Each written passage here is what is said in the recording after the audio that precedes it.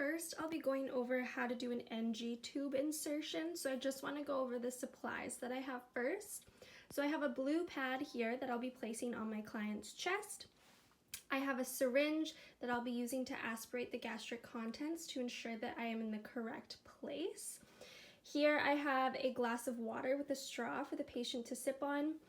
Here I have my pH strips, again to test for placement, and just a cup to put the gastric aspirate into. And then I have a flashlight to check the placement. Let's say it got coiled in the mouth. I will be able to see it a lot easier with the light. And then I have a lube just for the tip of the NG tube so that it slides in a little bit easier.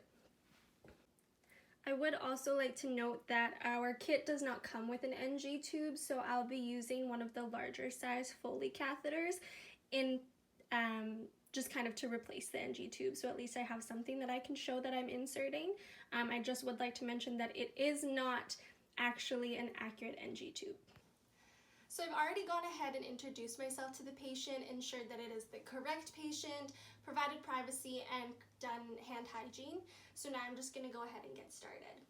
So hi Annie, we're going to do your NG tube insertion. So what that means is we're going to insert a tube up through your nose, and it's going to sit in your stomach.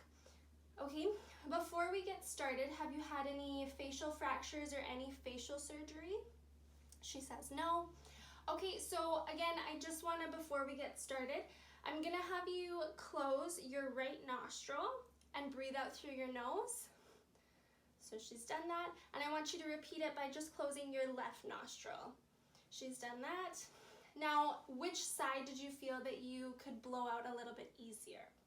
So she said that she has air coming through her right nostril a lot easier than her left. So we are going to go ahead and use her left. Before I do that, I'm just going to check, make sure that I can't see a deviated septum at all. It looks clear, so I'm okay to use the right nostril. So I've gone ahead and I have prepared my patient. So I've placed the blue dressing over top. I don't have access to a save-a-day tray at the moment, but I would have also provided my patient with that. And now I'm going to do some teaching before I insert the NG. Okay, Annie, so before we insert it, I'm going to hand you a glass of water with a straw. So what I'm going to have you do is, once I insert the tube and it hits the back of your throat, I'm going to ask that you tilt your chin down into your chest and sip on the water through the straw. Okay, so when you do that, I'm going to push the tube in further and it'll be a lot easier for you. If at any time while I'm inserting it, it feels like the tube's starting to get coiled in your mouth, I want you to raise your hand, we'll stop, I'll pull it out, we'll give you a minute, and we'll try again. Okay, do you understand? Yes, okay. So I'm gonna have her hold the water. Now just before I insert the NG tube, I'm going to measure how far it should go in. So how I'm gonna do that is I'm gonna measure from the tip of her nose to her ear, and then down to her xiphoid process. Now, since I'm not using a true NG, I'm using a Foley catheter, it's a lot shorter, but we're gonna say off of measurement, it's gonna be about here, how far I'm gonna insert. So I've prepared some tape. I'm just gonna tape it here, just as a landmark so I know how far to put the NG in. Okay, so Annie, we're gonna go ahead and start inserting the tube now. So I don't have it on camera, but I have lubricated the tip of the NG, and now we can go ahead with insertion. Okay, Annie, so I want you to take a few deep breaths before we get started, okay? All right, are you ready? She says yes. Okay, so I'm gonna go ahead and insert it. So I'm gonna go up through her right nostril, as we indicated earlier. So we're gonna go up. It's hit the back of her throat. Okay, Annie, can you tilt your chin down and take a sip of water? She does that, so I start to advance it further. And then I've hit my landmark, so I'm gonna stop. So now that I've stopped, this is kind of hard to show because I have to hold it at the same time, but I've already prepared some tape here so that I can secure it to her nose. So what I'll do is I will rip it down the middle, and then I've had to let go just so that I can show this, but I'll tape like this. I'll put the secured part here, and then the part that's hanging out, we will wrap it around the tube. Oof. In a twisting pattern so that it stays secure. Okay. So now that it's secure, now that it's secure, I'm going to go ahead and aspirate it just to double check that I'm actually in the correct spot. So I'm going to take it and I'm going to pull out some fluid, and then I'm going to go and check it with my pH strip. So here I have my cup and my pH strip. So I have my fluid in the syringe. I'll just put it into the cup so it's a little bit easier. Okay, so now that it's in the cup, I'll take my pH strip and I would dip it, and then it would actually change color and I would be able to test it on the strip. We would want it in between a pH of less than 4. If it's less than 4, then we know that we're in the correct spot. And in this case, since we're kind of pretending, we're going to say that it is between a pH of less than 4, so placement is good. I would also like to mention that it's obviously not indicated because I don't have access to gloves, but this is a clean procedure. So after I've done all the measuring and everything, before I actually physically insert the tube, I would don gloves. Not sterile gloves, just clean gloves. Now, before I leave my patient, I'll make sure that they're comfortable, I'll make sure that they don't need anything, and if that is the case, if my patient is fine, I'll clean up my supplies and I'll leave the room. Okay, Annie, are you feeling okay? She says yes. Can I get you anything? No. Okay, perfect. So I'll check back on you in a little bit, maybe about 5 minutes. But if you need anything in the meantime, just press the call bell, okay? So now I will be doing a female Foley catheter insertion. I've already gone ahead and set up my sterile field off camera, just because it's really hard to do that while holding a camera in one hand and trying to be sterile and set up everything with one hand. So everything's set up. In the bin here I have a syringe filled with 10 cc's of sterile water, which I'll use to inflate the balloon once it's inserted. I also have a 14 French Foley catheter that the tip is lubricated. I've chosen a 14 French just because with a female catheterization you can choose to use either a 12 or a 14 French. So I've just chosen the 14. And then I also have my drapes here. So before I get started, I just kind of want to show the setup. I know it's really strange. I borrowed my boyfriend's hockey equipment mainly just because I wanted to show the positioning that you would put your patient in. So this is frog leg, so you would have their knees bent and their feet pressed together. So this would give you access to the vagina, which I have indicated as a Kleenex box. And then I also have the Foley bag, which I would place between their toes just so that they can hold it. But yeah. Okay, so I've already placed a blue pad underneath my patient, and at this point the procedure is sterile, so I would have sterile gloves on. Now, before I actually get started with any sort of catheterization, I want to extend my sterile field and drape my patient. So I would take this drape from my sterile field, not from the bed, and I would wrap my hands just like so that I'm covering my sterile gloves and I don't contaminate them by accidentally grazing my patient's leg or the bedding or anything like that. So I'm going to place this one here, just like this, lengthways, so that I have somewhere that I can put my equipment. Then I'm going to take the fenestrated drape, which has a hole in the middle, and I'll place it, again by wrapping my hands, I'll place it right over my patient.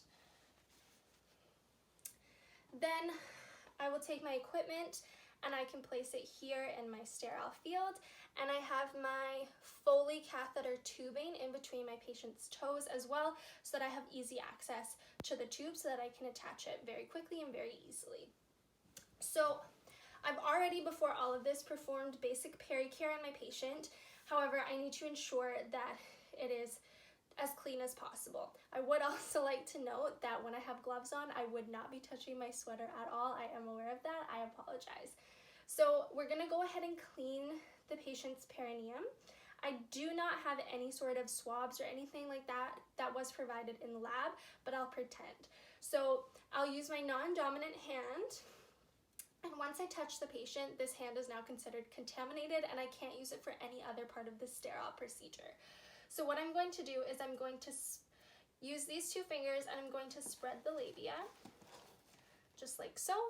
And if at any point I let go or the labia go back and cover the vagina, then I would have to restart and re-clean because it's contaminated. So I have a cleaning swab here. So I'll clean once down the middle and discard. I'll grab a new one, do once down the side, discard, a new one, once down the other side, discard. So if I haven't let go, I'm good to move on to the actual catheterization. So I have my tubing here. It's already lubricated and it's attached to the syringe, which is filled with 10 cc's of sterile water so that I'm able to inflate the balloon. So I'll take the tip, I visualized it, I can see which hole I'm going to enter, and then I will go ahead and start to advance the catheter.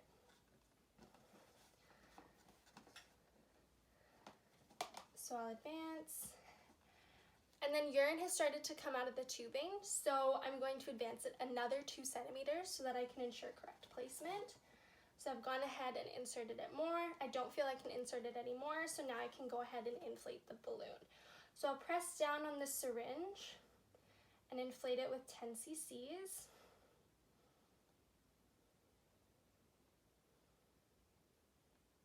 I would also like to note that it'll indicate on the actual Foley catheter how many cc's to inflate the balloon with. So this one indicated 10 cc's, so I'm going to inflate it with 10 cc's. Okay, so now that all the fluid is out of the syringe and inside the balloon, I can go ahead and let go of my patient.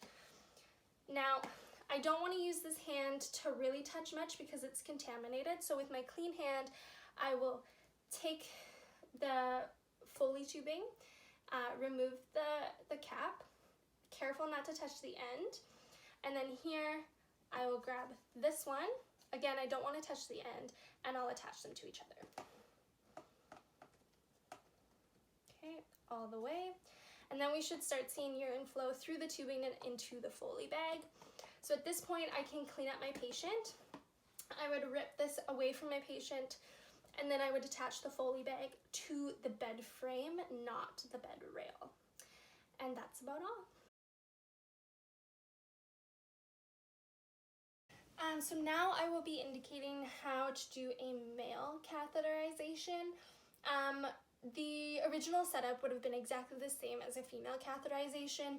Once again, setting up your sterile field, getting all your sterile equipment, donning sterile gloves, and then here we have a blue pad, then the white drape and the fenestrated drape, and then here is our equipment. So again, all the same setup as a female catheterization, but now I'll just show you how to do it on male.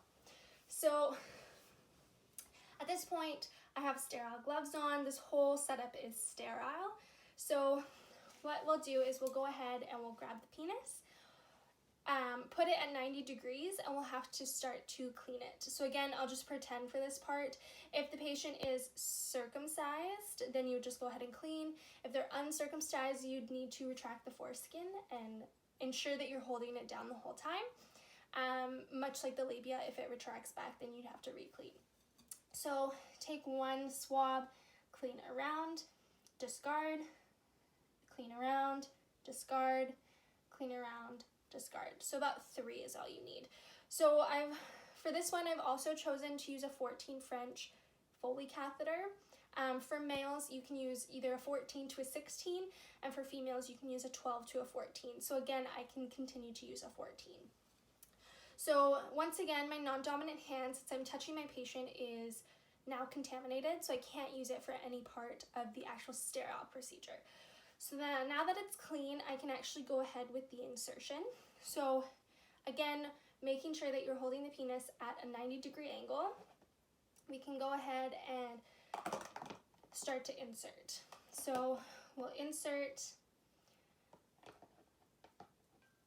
and then as indicated in the notes, we will drop it to about a 45-degree angle, and once we hit resistance, will once again go in about 2 centimeters, the same as females, just to ensure that you're at the correct spot. So once you feel like it can't go in anymore, you can lower the penis, and I'm not supposed to touch it, but it's gonna fall in if I don't, so I'm just gonna secure it really quickly just so I can grab the syringe. Okay, so once it's in place, you can, again, much like the female, go ahead and inflate the balloon with 10 cc's.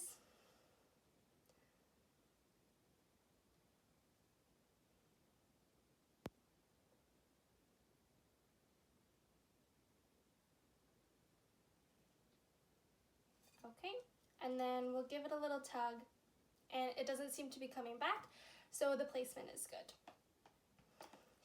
So then we will take this, and I would be using my non-dominant hand to take off the cap, but if I let go, the whole thing is gonna fall into the makeshift penis, so I'm just gonna take it off this way. So again, don't touch the end and don't touch the end here, but you're going to attach them.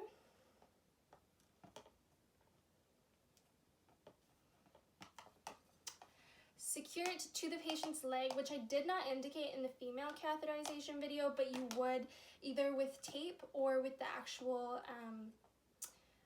Foley device. I forget what the name of it is, but where you attach it and then lock it on the stat lock. So you would do that to your patient, and then you would attach the Foley bag again to the bed frame. Clean up all your supplies, remove your gloves, ensure patient comfort, and leave the room.